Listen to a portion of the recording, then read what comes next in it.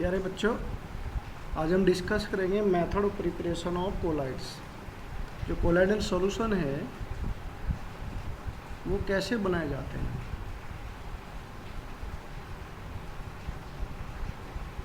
Methods of preparation of colloids. तो generally हमारे जो दो टाइप के कोलाइड्स होते हैं, लियोफिलिक। तो ये तो आप सिंपल, ये आपको by shaking, by treating, disperse phase with medium. जैसे हमें गम सॉल्यूशन बनाना बच्चों, गम है तो गम प्लस हॉट वाटर, तो सिंपल बन जाएगा। जो लियोफिलिक सॉल हैं उनको हम सिंपली प्रिपेयर कर सकते हैं। इनके लिए कोई ज़्यादा हमें मेथड ऑफ प्रिपरेशन डिस्कस करने की, there is no need to discuss the method of preparation of this lyophilic sol. But lyophobic sol they require some particular method of preparation, and here we will discuss the method of preparation of liophobic salt generally. So there are three methods here. One is this chemical method, second is electrical disintegration, and third one is this one is peptidation. These are three the new words for you. Peptidation, very important word. In chemical method, student, how will you prepare? So we can discuss here chemical method like oxidation, like reduction, like hydrolysis, like double decomposition. We can take here double decomposition,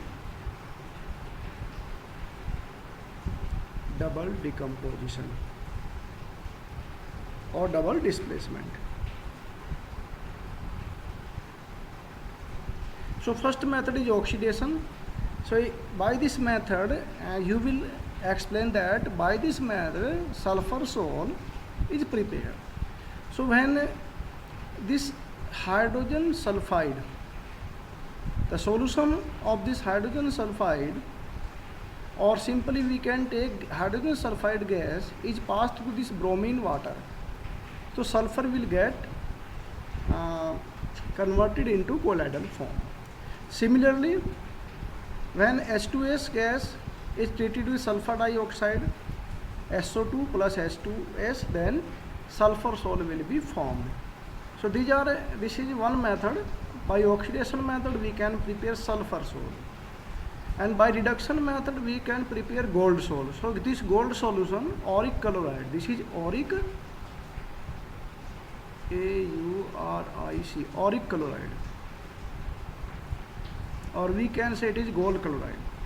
So when this gold chloride is treated with any kind of reducing agent like tin chloride, etc., then gold will get reduced and it will come in gold solution. It contains purple of caseous. This is the color. Sometimes in competition you might be asked that which is known as purple of caseous. तो आपको gold sol, silver sol, sulfur sol step के you may be given so many example. So gold sol also known as purple of caseous. And by hydrolysis method we can prepare ferric hydroxide. It is in your syllabus. In laboratory you can prepare the salt of ferric hydroxide. When ferric chloride solution is treated with water, then you will get a salt of ferric hydroxide. And this is one example of peptidation also. And double decomposition. In double decomposition we can prepare salt of arsenic sulfide. Here it is given. We can take example. Some more example here. This AS2O3, arsenic oxide, when treated with this sulfur, arsenic oxide when treated with H2S, then arsenic sulfide, a salt of arsenic sulfide is prepared, AS2S3. So there are 4 methods. So you might be asked one question that name one method of preparation of any sol by oxidation method.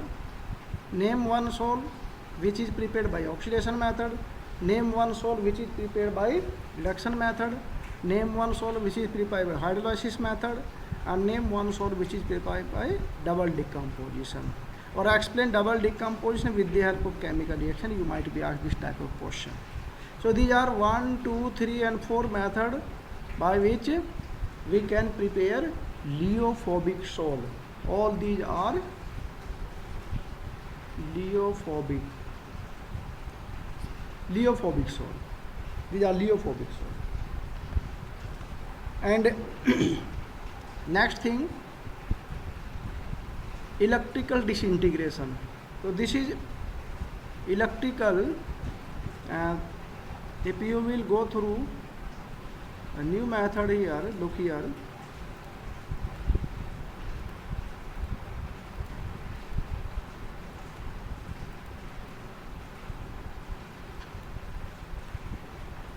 This is one electrical method. Simply you can understand it.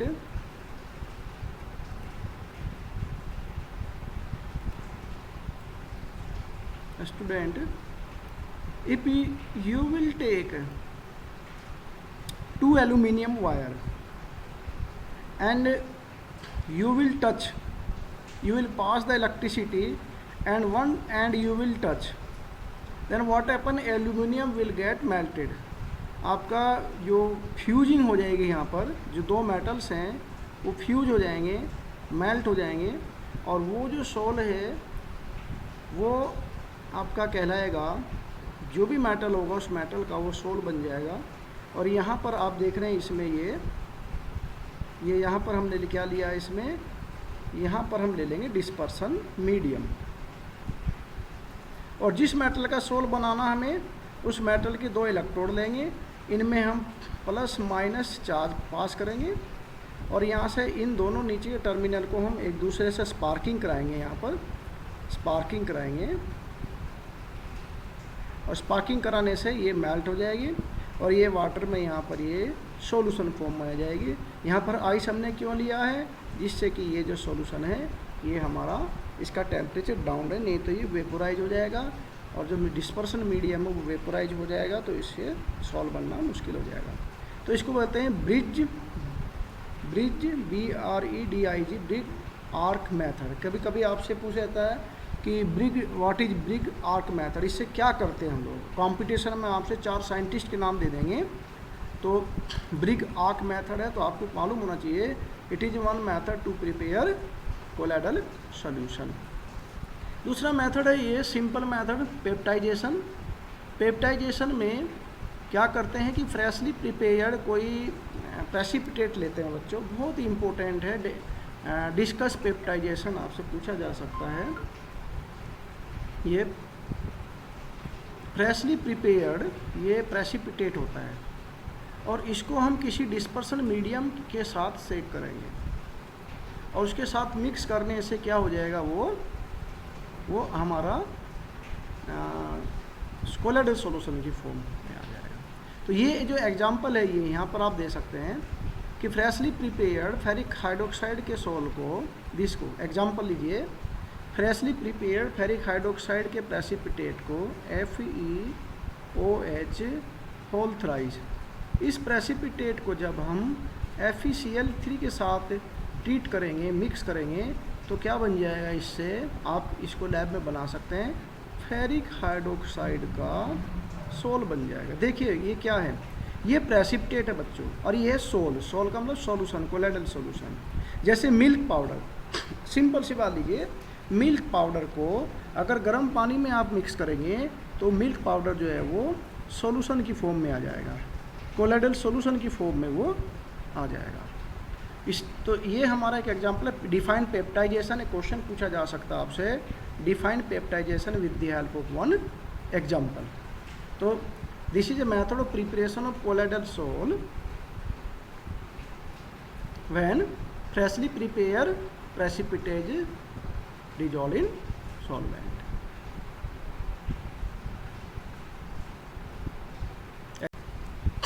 Example क्या हो जाएगा, when freshly prepared ferric hydroxide salt is treated with ferric chloride then a colloidal solution is formed. So this is known as. तो ये थे बच्चों example हमारे method of preparation of a colloidal salt. इनको अच्छे ध्यान रखिए। पेप्टाइजेशन पे क्वेश्चन पूछा जाता है, discuss peptization with the help of one example.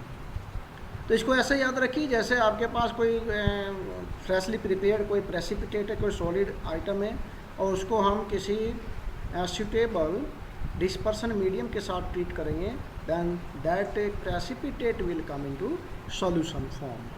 और एग्जांपल हमने क्या दिया है, ferric hydroxide freshly prepare precipitate when treated with ferric chloride then it come into colloidal form, and electrolyte is used for this purpose is called peptiding agent।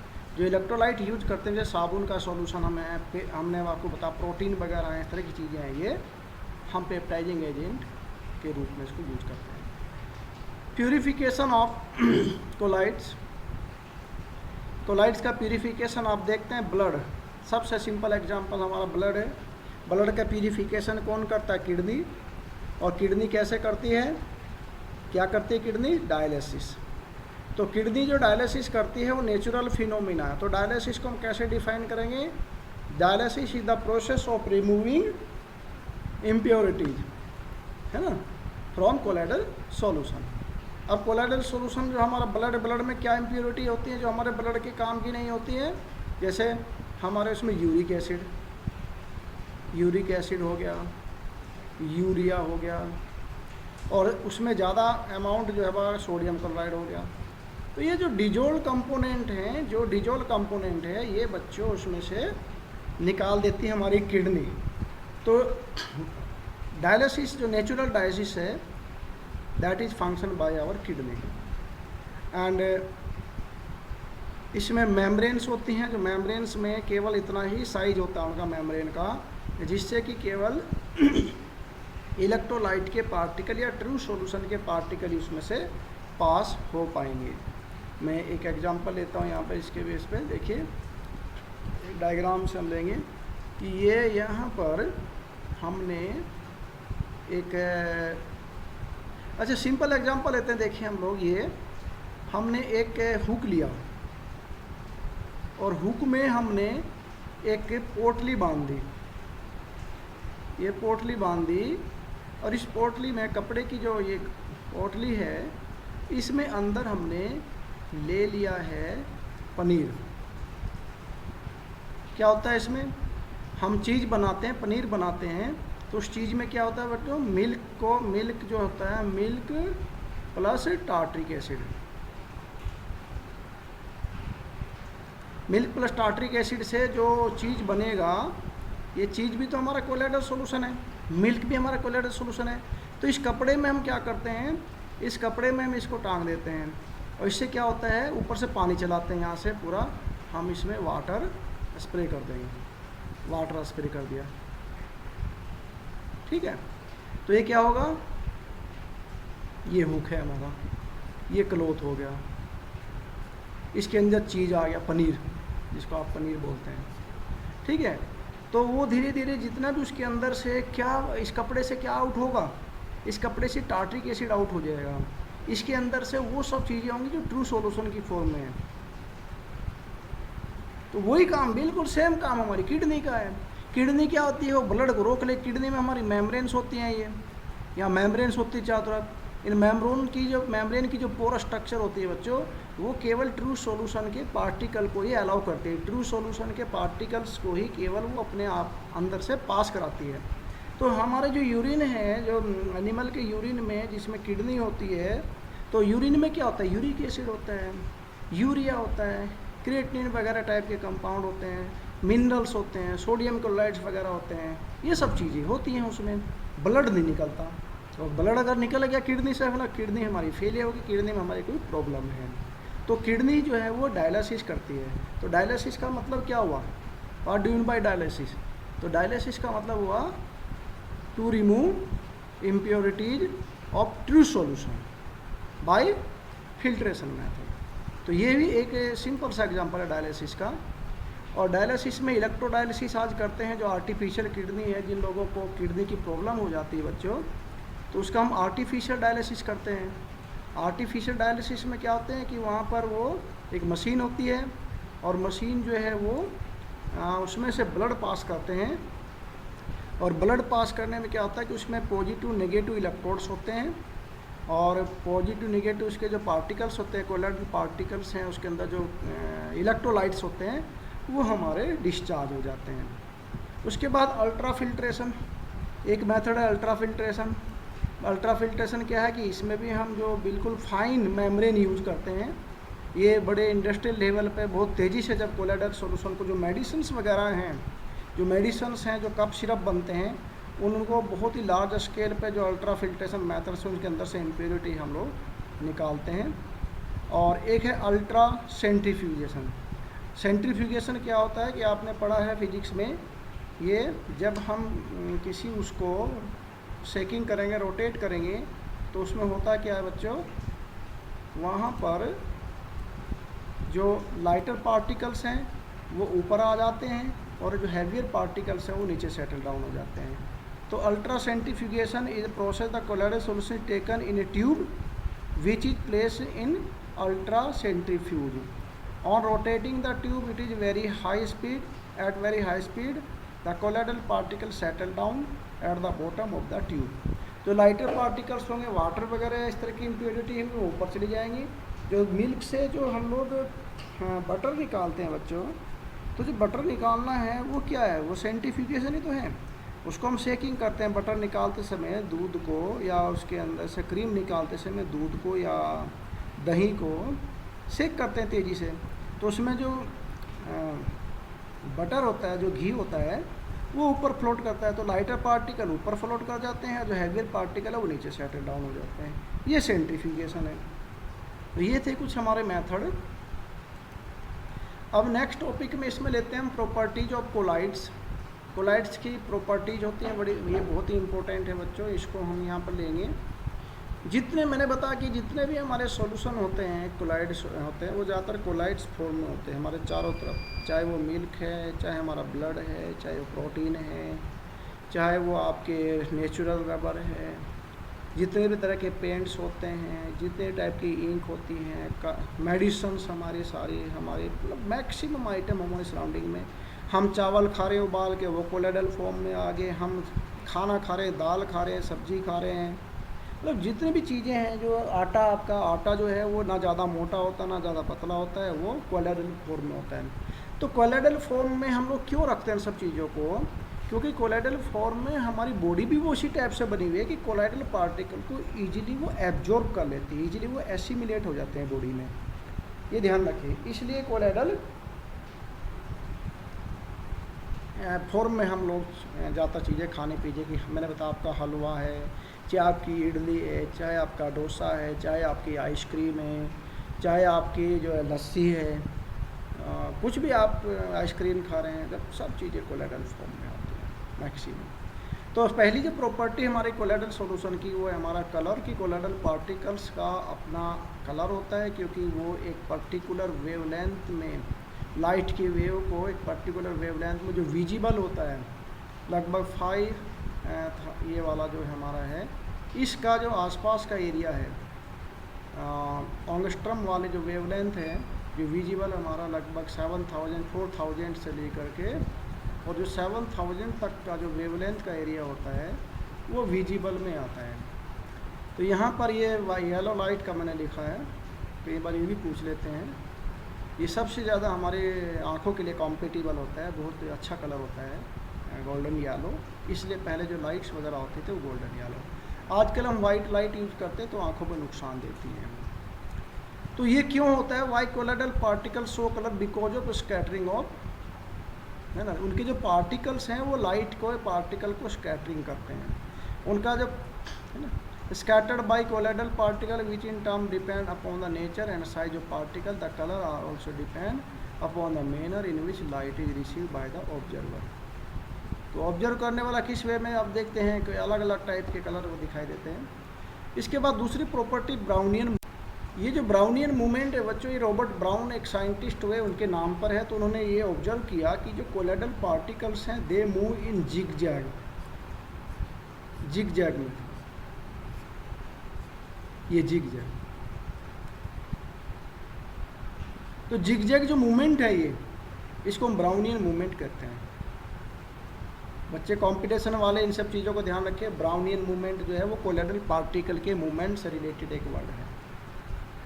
Robert brown ने इनकी property को observe किया। उसके बाद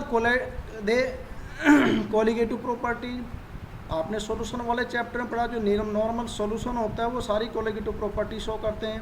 osmotic pressure, lead to lowering in vapour pressure, depression in freezing point, elevation in boiling point. तो ये भी इनके भी सबकी डेफिनेट वैल्यू होती हैं। तो colloidal particles also shows all colligative properties, means वो प्रॉपर्टी जो कोलोइडल पार्टिकल्स के नंबर पे डिपेंड करती है, नंबर ऑफ मोल पे डिपेंड करती है, उनको हम उनको हम कोलिगेटिव प्रॉपर्टी कहते हैं। टिंडल इफेक्ट, अभी हम एक पिक्चर लेंगे तो आप उसको पहचानेंगे कि ये पिक्चर है क्या।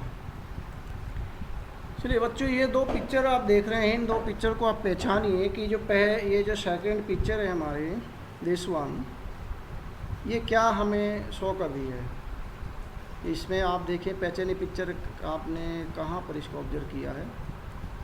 ये आप देख रहे हैं कि ये एक वेंटिलेटर है, झरोका जिसको बोलते हैं, और सूरज की रोशनी आ रही है इसमें से, वेंटिलेटर जो घरों में झरोका होता है। और ये पूरा जो है ये लाइट का पाथ, जो पाथ ऑफ लाइट है, इट इज विजिबल। हमें लाइट घर में आती हुई दिखाई दे रही है। कब? ये कब दिखाई देती है? जब यहाँ पर हमारे घर में या तो स्मोक होगा या डर्ट पार्टिकल्स होंगे। जो डर्ट पार्टिकल्स हैं या स्मोक पार्टिकल्स हैं वो कोलोइडल फॉर्म में हैं, उनका साइज जो है वो कोलोइडल फॉर्म में है। तो बच्चों, जो डर्ट पार्टिकल्स हैं ये उस लाइट को स्कैटर करती हैं, और ये जो आप देख रहे हैं, due to this path is visible because of scattering of light, and scattering of light is possible when particle size is equal to colloidal size. If there is bigger particle, if there is smaller particle, then this path of light will not be visible. In smoke also, in fog also, जब आप रात को अगर fog में जा रहे हैं, दिन में फॉग जब में जा रहे हैं, तो आपकी जो हेडलाइट है, हेडलाइट का जब आप लाइट का जो पाथ है, उसमें गाड़ी की हेडलाइट से जो लाइट निकलती है उसका जो पाथ है वो कोनिकल वे। आप देखिए कोनिकल वे में, यहाँ देखिए आप, ये कोनिकल पाथ हो गया इस टाइप से, ये कोनिकल पाथ है। तो ये जो कोनिकल पाथ है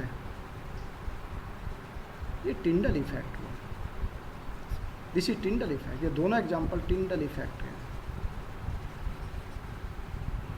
So what is Tyndall effect? Simply, how do you define Tyndall effect? So when light is passed through the colloidal solution or through the colloidal particle, the path of light is visible. Light का path visible होता है, दिखाई देता है हमको। आप देखते हैं कभी कभी सुबह शाम में बादल इस टाइप के होते हैं, तो उसमें से बड़ा शानदार सूरज की किरणों का पाथ दिखाई देता है। तो वो फोग में से हम आप इजीली देख सकते हैं। कोहरा होता है उसमें हम हेडलाइट की वो देख सकते हैं। तो ये जो लाइट का पाथ है, या रात को अंधेरे में आप टॉर्च लाइट जला के देखें तो जैसा रात को और अंधेरे में लाइट का पाथ दिखाई देता है, उसी टाइप का पाथ दिखाई देगा। तो इसका मतलब अगर आपने घर में कोई कोलोइडल सॉल्यूशन बनाया है और उसको एक कांच के बर्तन में रख के उसको टॉर्च से आप देखिए, तो ये आपको नज़ारा बहुत सुंदर नज़ारा दिखाई देगा। आप दूध ले लीजिए, थोड़ा सा दूध लीजिए, 1 चम्मच दूध को 1-2 चम्मच मिल्क को आप कांच के गिलास में डाल के आप ये एक्सपेरिमेंट करिए, उसको हिला दीजिए अच्छे से, और फिर वही लाइट टॉर्च से आप एक साइड से लाइट पास करिए, जैसे इन्होंने पास किया यहाँ पर। ये यहाँ पर आप टॉर्च रखिए, यहाँ पर टॉर्च रखिए आप, ये टॉर्च रखिए आप, और टॉर्च से जो है हमारा ये दिखाई देगा। आप अंडे का जो एक एल्यूमिनियम होता है, ये हम एक्सपेरिमेंट भी कराते हैं क्लास में, थोड़ा सा अंडे का जो वाइट पार्ट है उसको वाटर में डिजोल्व कर लीजिए, वो कोलाइडल सॉल्यूशन बन जाएगा। आटा ले लीजिए, थोड़ा सा आटा ले करके उसको पानी में घोल लीजिए, फिर उसको छान लीजिए, तो वहाँ भी आपको ये पाथ दिखाई देगा। और बहुत सारी चीज़ें घर में हमारे, आप गम सॉल्यूशन ले लीजिए, गम सॉल्यूशन, तो गम सॉल्यूशन को थोड़ा सा पानी में मिला लीजिए और फिर देखो कितना सुंदर नज़ारा आपको टिंडल इफेक्ट का दिखाई देगा। आप इसको ज़रूर करके देखें। कलरफुल लाइट करेंगे तो और भी मज़ा आएगा आपको, कलरफुल लाइट। तो ये टिंडल इफेक्ट है बच्चों। टिंडल इफेक्ट क्या है कि why, what is the cause of Tyndall? Because of scattering of light by the particles of colloidals. Colloidal particle they scattered light. What is the cause of Tyndall effect? Scattering of light. Why scattering of light? Because collider particle have tendency to scatter the particles. Next property है हमारी charge on collider particle. बहुत important property है। अगर हमारे ये colloidal solution में charge नहीं होता तो इंसान बिजली के झटके से नहीं मरता, हमारी बॉडी में इलेक्ट्रिक करंट पास नहीं होती। तो जितने भी कोलाइडल पार्टिकल्स होते हैं उन पर चार्ज होता है। Colloidal particles always carry an electric charge. कुछ नेगेटिवली चार्ज होते हैं, कुछ पॉजिटिवली चार्ज पार्टिकल्स होते हैं। तो the nature of this charge in same on all particle in A given colloidal solution and may be either positive और negative.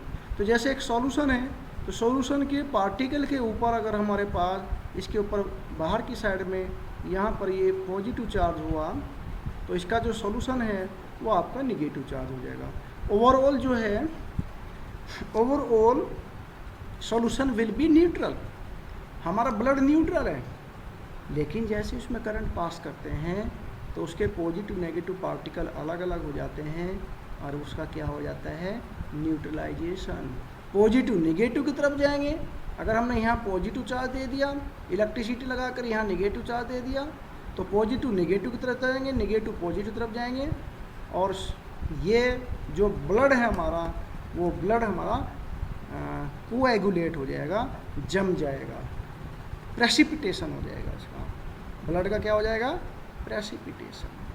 तो ये एक एग्जांपल है कि भाई हमारा जो कोलाइडल सॉल्यूशन होते हैं वो सब चार्ज पार्टिकल होते हैं।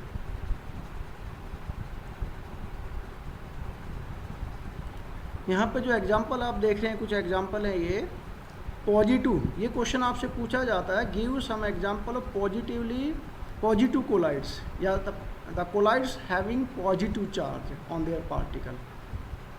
पॉजिटिव सोल, पॉजिटिव सोल के एग्जांपल है। देखिए ये हाइड्रेटेड मेटालिक ऑक्साइड है। ये जैसे हाइड्रेटेड मेटालिक ऑक्साइड है तो हम इसको कह सकते हैं, रस्ट भी एक इसका एग्जांपल हो सकता है। और क्रोमियम ऑक्साइड है, एल्यूमिनियम का ऑक्साइड है, ये एल्यूमिना होता है, इसके कुछ एलॉय के फॉर्म में होता है एल्यूमिना। बेसिक डाई स्टफ होते हैं जो कलरिंग सब्सटेंस होते हैं, आप ऑर्गेनिक केमिस्ट्री में पढ़ेंगे। Basic dye stuff like malachite green, methylene blue, या बना सकते हैं लेबोरेटरी में। हीमोग्लोबिन, देखिए हीमोग्लोबिन जो है हमारा वो भी एक पॉजिटिव कोलाइड हुआ। ब्लड जो हमारा वो पॉजिटिव कोलाइड का क्या है। तो आपसे पूछा जा सकता है give two example of positive colloid and give two example of negative colloid. तो पॉजिटिव कोलाइड का एग्जांपल एक तो हो गया हमारा ब्लड, और बाकी metallic oxide and basic dye. और इसके बाद नेगेटिव चार्ज पार्टिकल्स या नेगेटिव जो सॉल्व होते हैं, मेटालिक सल्फाइड हो गए, ये AS2O3, ये सब मेटालिक सल्फाइड, मतलब मेटालिक सल्फाइड जितने मेटालिक ऑक्साइड हो गए तो पॉजिटिव सॉल्व, और मेटालिक सल्फाइड हो गए तो नेगेटिव सॉल्व। यहाँ बेसिक डाई है, यहाँ एसिड डाई है। एसिड डाई स्टफ ईओसिन इसका एग्जांपल है। मिथाइल ऑरेंज, यहाँ मिथाइलिन ब्लू है और यहाँ मिथाइल ऑरेंज है। ये कोंगो रेड, ये सब आपके आगे आएंगे, ऑर्गेनिक में पढ़ाएंगे हम। तो एसिड डाई स्टफ जिनकी एसिडिक नेचर होती है, ये कह लीजिए वो हमारे नेगेटिव हो गए, बेसिक डाई स्टफ हमारे पॉजिटिव हो गए। स्टार्च सोल, इसका मतलब यहाँ पर जो लियोफिलिक सोल हैं, gelatin, clay, charcoal, egg albumin, ये सब हमारे आइसक्रीम वगैरह, ये सब मिल्क वगैरह इसमें नेगेटिव सोल में आ जाएंगे हमारे। स्टार्च का सोल हो गया, गम, जिलेटिन आप देते हैं, ये नॉन वेज होता है, ह्यूमन एनिमल से ये टाइप का केमिकल निकलता है। उसके बाद यहाँ पर एक इम्पोर्टेंट पॉइंट हमारा आया है बच्चों, जो हम डिस्कस कर रहे थे, जो प्रॉपर्टी हम पीछे डिस्कस कर रहे थे। यहाँ पर हमारा डी तक हो गया था, ई हो गया चार्ज और कोलाइडल पार्टिकल्स। ये भी एक प्रॉपर्टी का पार्ट है, हेल्महोल्ट्ज इलेक्ट्रिक डबल लेयर। मतलब ये पूछा जाता है कि what is the cause, what is the cause of charge, charge का कोज क्या है। तो ये कुछ डबल लेयर के बेस पे एक्सप्लेन इन्होंने किया है कि हमारे पास अगर जैसे हम लेते हैं ये AS2S3 का अगर हम सोल लेते हैं बच्चों, तो ये नेगेटिव सोल हुआ, नेगेटिव सोल। तो नेगेटिव सोल क्या हुआ इसमें, अगर इसके सल्फ़र का सोल अगर आप लेंगे या सल्फ़र का सोल लेंगे, तो ये माना इन्होंने कि जो सल्फ़र है ये हमारे पास, इस सल्फ़र के ऊपर जो है एक लेयर होगी जो हमारी नेगेटिव चार्ज पार्टिकल होगी, और इसके ऊपर दूसरी लेयर होगी हमारी AS की, ये पॉजिटिव होगी। तो इस टाइप से इन्होंने डबल लेयर का जो कंसेप्ट दिया है, Helmholtz electric double layer. When the colloidal particle acquire negative और positive charge by selective adsorption of one of the ion, it attract counter ions from the medium forming a second layer. The combination of these two layer of opposite charge around colloidal particle is called Helmholtz electrical double layer। तो यहाँ पर एक example से हम लेंगे, आपको अभी बताएंगे। तो बच्चों ये आप देख रहे हैं कुछ एग्जांपल, आपके यहाँ पर कुछ पिक्चर दिखाई दे रही हैं, इसमें हम थोड़ा डिस्कस कर सकते हैं कि क्या लेयर जो हमारी होती है। आप देख रहे हैं कि Helmholtz when the colloidal particles acquire negative और positive charge by selective adsorption. Selective adsorption क्या होता है, आप यहाँ देखिए कि सिल्वर आयोडाइड, एक सिल्वर आयोडाइड का ये है, दूसरा सिल्वर आयोडाइड का ये है। ये सिल्वर आयोडाइड ने यहाँ पर आप देख रहे हैं, इस पर ये जो लेयर है, फर्स्ट लेयर, ये जो मोबाइल लेयर होगी, ये फर्स्ट लेयर नेगेटिव है, और यहाँ पर इसके ऊपर ये फर्स्ट लेयर पॉजिटिव होगी। तो ये डिपेंड करता है कि वो एडजॉर्प्शन कर रहे हैं, किस टाइप के पार्टिकल को अपनी सरफेस पर एडजॉर्ब कर रहे हैं, किस टाइप का सॉल्यूशन है, किस टाइप का डिस्पर्सन मीडियम है। तो यहाँ पर ये एक लेयर होगी, और इसके बाहर फिर सॉल्यूशन में से सिल्वर के आयन की सेकंड लेयर बन जाएगी। तो एक फर्स्ट लेयर होगी और ये सेकंड लेयर। तो जो डबल लेयर जो इसमें दिया हेल्महोल्ट्ज इलेक्ट्रिक डबल लेयर, इसी को हम कहते हैं हेल्महोल्ट्ज। तो यहाँ पर ये इसने सॉल्यूशन में से पॉजिटिव लेयर को एक्वायर किया है, यहाँ पर सॉल्यूशन में से नेगेटिव लेयर को। अगर पॉजिटिव लेयर इन्होंने एडजॉर्ब किया है, पॉजिटिव चार्ज को एडजॉर्ब किया सेलेक्टिवली, तो बाहर नेगेटिव चार्ज का हो जाएगा इसको न्यूट्रलाइज करने के लिए। अगर ये पॉजिटिव लेयर नेगेटिव चार्ज को एक्वायर किया है, नेगेटिव चार्ज को एडजॉर्ब किया है, तो बाहर इसके तरफ एक सेकंड लेयर पॉजिटिव चार्ज बन जाएगी, जिससे कि ओवरऑल जो सॉल्यूशन है वो न्यूट्रल हो। ये डबल लेयर, यहाँ पर भी आप देख रहे हैं फेरिक हाइड्रोक्साइड, तो फेरिक हाइड्रोक्साइड सेलेक्टिवली इन्होंने पॉजिटिव चार्ज को एडजॉर्ब किया सॉल्यूशन में से, तो उसको न्यूट्रलाइज करने के लिए एक सेकंड लेयर आप देख रहे हैं नेगेटिव चार्ज की, एक सेकंड लेयर ये चारों तरफ इसके बन गई। तो इस टाइप से जो फेरिक हाइड्रोक्साइड का जो सोल है यहाँ पर ये पॉजिटिव सोल हो गया, यहाँ सिल्वर आयोडाइड का सोल ये नेगेटिव हो गया, यहाँ सिल्वर आयोडाइड का सोल ये पॉजिटिव हो गया। तो ये इसमें डिस्कस किया इन्होंने यहाँ पर डबल लेयर। इलेक्ट्रोकाइनेटिक पोटेंशियल एक बड़ा ही इम्पोर्टेंट टॉपिक है नया इस आपके लिए। इलेक्ट्रोकाइनेटिक पोटेंशियल क्या होता है इसके बारे में भी पूछा जा सकता है। इसको हम जेटा पोटेंशियल कहते हैं। The potential difference between the fixed layer and the diffuse layer of the opposite charge. तो ये फिक्स लेयर होगी हमारी और इसके ऊपर ये लेयर डिफ्यूज होगी, तो इन दोनों के बीच में जो पोटेंशियल डिफरेंस सेटअप हो जाएगा, ये हमारी नेगेटिव लेयर और ये हमारी पॉजिटिव लेयर।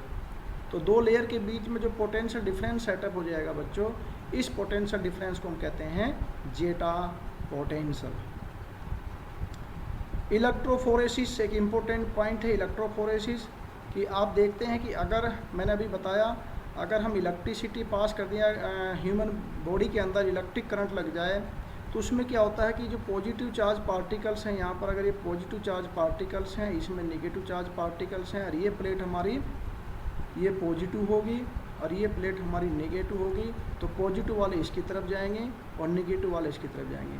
तो इसको हम कहते हैं electrophoresis, means movement of charge particle toward oppositely charge electron, तो उसको बोलते हैं इलेक्ट्रोफोरेसिस। अगर केटायन का मूवमेंट है तो केटाफोरेसिस, अगर एनायन का मूवमेंट है केटाफोरेसिस। केटा means cation, phoresis means movement, force से बना, फोर्स FORC। अब फोर्स का मतलब क्या होता है? Motion, motion. तो ये हमारे अगर ह्यूमन बीइंग की बॉडी में अगर करंट लग जाए तो वहाँ पर इलेक्ट्रोफोरेसिस हो जाता है, और इसलिए अपोजिट डायरेक्शन में चार्ज आएंगे जाते हैं, और वो उसका हो जाता है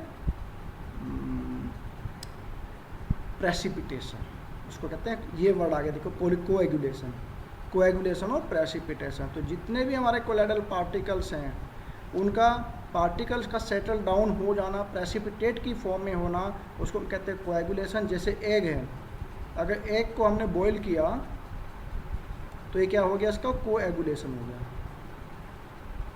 सॉलिडिफिकेशन हो गया, सॉलिडिफिकेशन, सॉलिडिफिकेशन,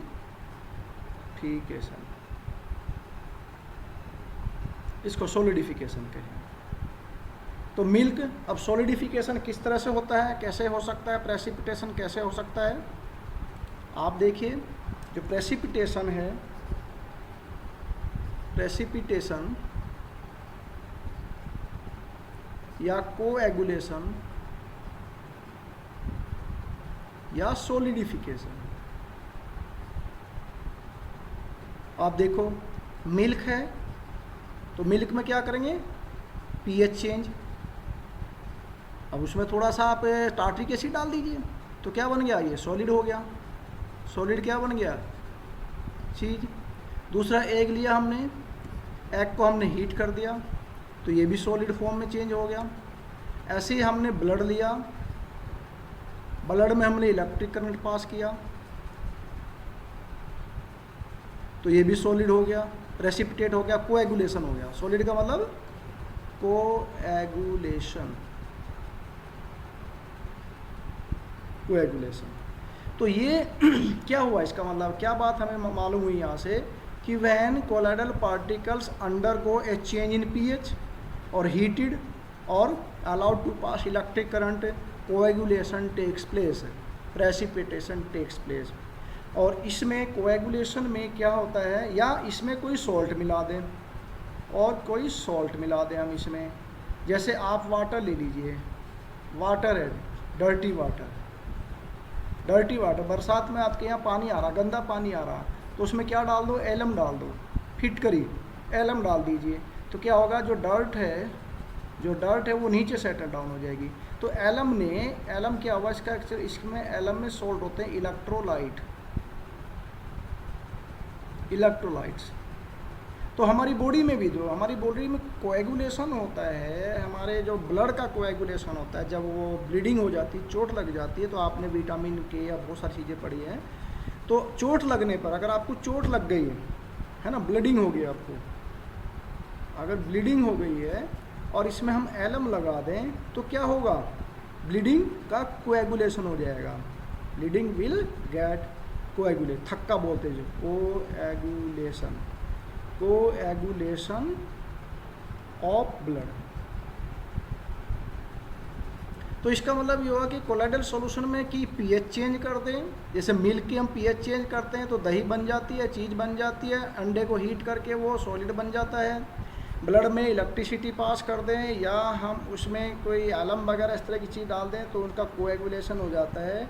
तो ये जो है इसको कहते हैं हम लोग प्रेसिपिटेशन और कोएगुलेशन, और इसके लिए कई बार हमारे जो इलेक्ट्रोलाइट्स भी रेस्पॉन्सिबल होते हैं। मिल्क में भी जो pH चेंज किया तो हमने एक इलेक्ट्रोलाइट डाल दिया।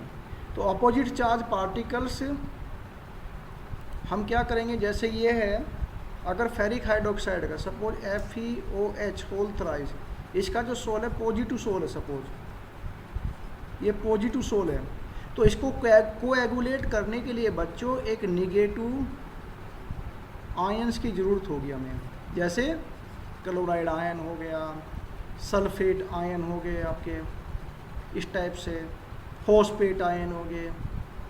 तो ये फेरिक हाइड्रोक्साइड, तो पॉजिटिव सोल को कोएगुलेट करने के लिए, प्रेसिपिटेट करने के लिए निगेटिव आयंस की ज़रूरत होती है। इसी टाइप से सल्फ़र सोल निगेटिव होता है। तो इसमें हम लोग क्या लेंगे, सोडियम का आयन, या आपका कैल्शियम का आयन, या एल्यूमिनियम का आयन। तो इसमें जैसे जैसे चार्ज इंक्रीज होगा बच्चों, उस तरह से उसकी कोएगुलेटिंग पावर बढ़ जाएगी। ये क्वेश्चन बहुत इंपॉर्टेंट आपसे पूछा जा सकता है कि which is will be more effective in coagulation. ये तो जनरल क्वेश्चन है आज के कंपटीशन का, एक क्वेश्चन हर कंपटीशन में रखा है। क्या क्वेश्चन होगा, सल्फर सोल दिया जाएगा, ऑप्शन दिए जाएंगे ए बी सी, दे दिया, सी में क्या दे दिया, सोडियम, कैल्शियम और एल्यूमिनियम। तो कौन सा करेक्ट आंसर क्या होगा, ये, क्योंकि इसके लिए हमें पता होना सल्फर सोल की नेचर क्या होती है। सल्फर सोल की नेचर होती है निगेटिव, और निगेटिव सोल को पॉजिटिव आयन करेगा, और पॉजिटिव आयन पे जितना ज़्यादा चार्ज होगा कोएगुलेशन न्यूट्रलाइज करना उतना ही आसान रहेगा, जितना ज़्यादा। तो एक एल्यूमिनियम जो है वो ज़्यादा को करेगा। इसी टाइप से अगर हमारा पॉजिटिव सोल है तो पॉजिटिव सोल को क्या करेगा, निगेटिव। तो जितना ज़्यादा चाहिए, इसको हम फ्लोकुलेटिंग पावर बोलते हैं, फ्लोकुलेशन FLOCULA,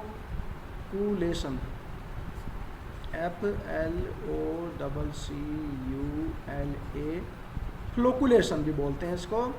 और सोल्ट के लिए इसको प्रेसिपिटेट करने की जो टेंडेंसी है उसको फ्लोकुलेटिंग पावर भी बोलते हैं। तो किसकी प्रेसिपिटेशन पावर ज़्यादा हो, किसकी फ्लोकुलेटिंग पावर ज़्यादा होगी, जिसके ऊपर जितना ज़्यादा चार्ज लगेगा। इसको कहते हैं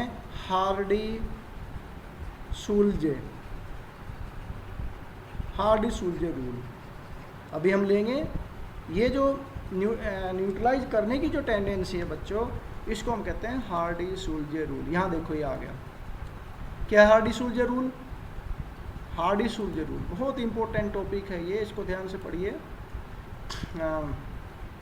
oppositely charge ion are effective for coagulation. Rule का पहला पॉइंट क्या है, ऑपोजिटली चार्ज आयन, अभी जो मैंने बताया, oppositely charge ion are effective for coagulation. Positive sol होगा तो नेगेटिव आयन होंगे, नेगेटिव सोल होगा तो पॉजिटिव आयन होंगे।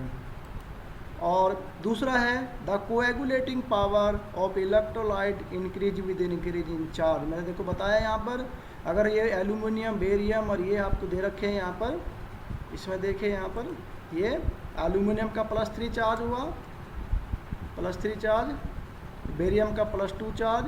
तो इसकी ये आयरन के लिए, अगर हमारा ये आयरन, ये फेरोसाइनाइड है, ये सब दिखा रखे हैं। इसी तरह से नेगेटिव चार्ज जितना ज़्यादा होगा पॉजिटिव सोल के लिए, जो अभी मैंने आपको बताया है, जो अभी यहाँ पर आपको ये मैंने डिटेल में डिस्कस किया है। अगर सल्फर का सोल निगेटिव होता है तो उसके लिए पॉजिटिव चार्ज आयन इफेक्टिव होंगे, अगर कोई सोल हमारा निगेटिव होगा तो उसके लिए पॉजिटिव होगा तो निगेटिव इफेक्टिव होंगे। इसको हम हार्डी-सूल्जे रूल कहते हैं। क्या कहते हैं इसको, हार्डी-सूल्जे रूल के 2 पॉइंट हैं। तो ये था हमारा इसमें कोलाइडर्स में इमल्सन के बारे में आपको बताया कि वैसे तो सिलेबस में इस बार वो नहीं है, लेकिन इमल्सन क्या होता है, emulsion a sol of water plus oil और फैट। ठीक है, अगर हमारा फैट कम हुआ तो फैट इन वाटर हो गया, अगर वाटर ज़्यादा हुआ तो वाटर कम हुआ तो वाटर इन फैट। देखो आपका फैट कम है तो डिस्पर्स फेज, वाटर ज़्यादा है तो फैट इन वाटर और वाटर इन फैट। एग्जांपल देखिए आप यहाँ पर, वाटर डिस्पर्स इन ऑयल, एक तो हो गया वाटर इन ऑयल और एक हो गया ऑयल इन वाटर। तो water in oil means water कम है, ऑयल ज़्यादा है, तो बटर हो गया, बटर। ठीक है, बटर में क्या है, फैट है, पानी कम है। ऑयल डिस्पर्स इन वाटर, तो when oil is in dispersion medium, water is in dispersion medium. Milk, तो मिल्क में क्या है, फैट कम है, मिल्क क्या हो गया, फैट कम हो गया। तो ये क्वेश्चन बहुत बार आता था कि milk is an example of fat dispersed in water. देखो एग्जाम्पल ऑफ फैट या oil dispersion in water, water dispersion medium और ऑयल डिस्पर्स फेज। इमल्सिफिकेशन, आप अगर घर में थोड़ा सा मस्टर्ड ऑयल लेंगे, पानी लेंगे, दोनों को मिलाने की कोशिश करेंगे तो वो क्या हो गया, इमल्सन बन गया। तो method of preparation of emulsion is not emulsification, और या उसको स्टेबलाइज करना। स्टेबलाइज कैसे करेंगे हम, स्टेबलाइज करेंगे इमल्सीफाइंग एजेंट से। और मैंने बताया था इमल्सीफाइंग एजेंट क्या होते हैं, आपके सोप डाल दो, डिटर्जेंट डाल दीजिए, है ना, प्रोटीन डाल दो, ये सब क्या होते हैं, ये सोप, डिटर्जेंट, गम वगैरह ये सब इमल्सीफाइंग एजेंट होते हैं। और अगर आपको उसको डीमल्सीफाई करना है, it is the process of breaking an emulsion into its constituent liquid by freezing, boil, ये सब करते हैं तो वो डीमल्सिफिकेशन हो जाए। तो ये यहाँ पर हमारा चैप्टर था। एक इसमें और इम्पोर्टेंट आप पढ़ लीजिए, यूजेज ऑफ कोलोइडल सॉल्यूशन। और मैंने इस टॉपिक में इतना कुछ बता दिया तो मैं तो समझता हूँ कि इसको डिटेल में मुझे बताने की ज़रूरत नहीं है। मैंने बताया आपको कहाँ कहाँ पर ये यूज होते हैं। तो आपको अभी जैसे बटर के बारे में बता दिया, पेंट, पिगमेंट, ये सब आपके टिंडल इफ़ेक्ट, इसमें टिंडल इफ़ेक्ट में बहुत सारी चीज़ों की ट्रेस करने के लिए, और खाने पीने की चीज़ें हैं, आइसक्रीम है, हलवा है, कोट्रेल प्रेसिपिटेटर, मतलब हमें पता लग जाता है कि अच्छा डेल्टा बनता है इसमें। डेल्टा क्या होता है, डेल्टा जो ये नदी हमारी जा रही है, आपने ज्योग्राफी में पढ़ा होगा, नदी जो जा रही है और यहाँ पर ये महासागर में मिलती है, तो यहाँ पर एक डेल्टा टाइप का ये बन जाता है। क्यों बनता है यहाँ पर डेल्टा, डेल्टा इसलिए बनता है तो नदी में जो है कोलोइडल पार्टिकल्स हैं। कोलोइडल पार्टिकल्स क्या है, रिवर, रिवर वाटर। कहाँ से आगे कोलोइडल पार्टिकल्स, आपके घरों से निकलने वाले तमाम तरह के फैक्ट्रियों से निकलने वाले जो हाउस होल्ड डोमेस्टिक जितने भी इसमें वेस्ट हैं वो सब नदी में जा रहे हैं, और वहाँ पर उसमें सब कोलोइडल पार्टिकल, चाहे वो पेंट है, चाहे पिगमेंट है, चाहे डिटर्जेंट है, चाहे सोप है, चाहे वो दूध है, आपके पेस्टिसाइड, सारी चीज़ें जितने भी हैं वो सब नदी के पानी में जा रही हैं। और फिर समुद्र में क्या होता है, समुद्र में सोल्ट होते हैं। तो ये जैसे यहाँ से कोलोइडल पार्टिकल आएंगे बच्चों, तो सोल्ट के साथ मिलकर क्या हो गया इसका, कोएगुलेशन। तो डेल्टा जो बनता है हमारा at the entrance when river enter to the sea ocean, वहाँ पर डेल्टा बनता है। इससे एक टेम्पोरेरी, इससे फ़ायदा क्या होता है, टेम्पोरेरी हमारा सी पोर्ट बन जाता है। ये बहुत उपजाऊ होता है, यहाँ पर लोग रहते हैं, घर बना लेते हैं, लोग मजदूर हैं जो शिप में से सामान को लोडिंग अनलोडिंग करते हैं, खेती बाड़ी करते हैं यहाँ पर। तो ये पूरा डेल्टा बन गया आपका, समझ गए नहीं। तो इस तरह के बहुत सारे एग्जाम्पल है। ऐसे ही आपके घरों में से या फैक्ट्री में से निकलने वाला धुआं, चिमनी का धुआं, उसमें कोलोइडल पार्टिकल्स होते हैं। कोलोइडल पार्टिकल्स होते हैं तो वहाँ पर क्या करते हैं कि उन पार्टिकल को न्यूट्रलाइज करने के लिए एक इलेक्ट्रिक वो लगा देते हैं, इलेक्ट्रिक एक डिवाइस लगा देते हैं जिसमें पॉजिटिव एक साइड में नेगेटिव चार्ज, एक साइड में पॉजिटिव चार्ज। तो चिमनी से निकलने वाला धुआं, मैं अभी एक पिक्चर आपको दिखाऊंगा। यहाँ देखिए, यहाँ पर एक कोट्रेल प्रेसिपिटेटर है, ये कोट्रेल स्मोक प्रेसिपिटेटर। कभी कभी आपको इसके बारे में भी कोई पूछ सकता है बच्चों। ये क्या है इसका रोल, कि जो चिमनी होती है, जो फैक्ट्री से निकलने वाला स्मोक है, उस स्मोक में अनबर्न्ड कार्बन पार्टिकल हो सकते हैं। तो इन्होंने क्या किया यहाँ पर, यहाँ से जो फैक्ट्री के अंदर से जो स्मोक निकलेगा इंजन के अंदर से, या जो भी वहाँ पे मशीनरी चल रही है या सिंपल कोल को बर्न कर रहे हैं, तो यहाँ से स्मोक आएगा ये। और ये यहाँ पर इन्होंने क्या किया, इसको इन्होंने हाई वोल्टेज इलेक्ट्रोड लगा दिया, 30,000 वोल्ट लगा दिया। ठीक है, तो ये 30,000 वोल्ट का जो है, जो कार्बन पार्टिकल्स हैं, ये देख रहे हैं, गैस फ्री फ्रॉम कार्बन। तो जो कार्बन पार्टिकल्स हैं, कार्बन पार्टिकल के ऊपर नेगेटिव चार्ज है, इसको हमने पॉजिटिव चार्ज दे दिया, तो कार्बन पार्टिकल इसके ऊपर डिपॉजिट हो जाएंगे यहाँ पर, और यहाँ पर ये न्यूट्रलाइज हो जाएंगे और यहाँ पर इकट्ठे हो गए, प्रेसिपिटेटर एस। तो एस को हमने, जो उसके अंदर राख है, जो हार्मफुल पार्टिकल, उनको प्रेसिपिटेट कर लिया। तो ये कोटेल प्रेसिपिटेटर भी एक इम्पोर्टेंट एप्लीकेशन है, यूज है कोलाइडल सॉल्यूशन का।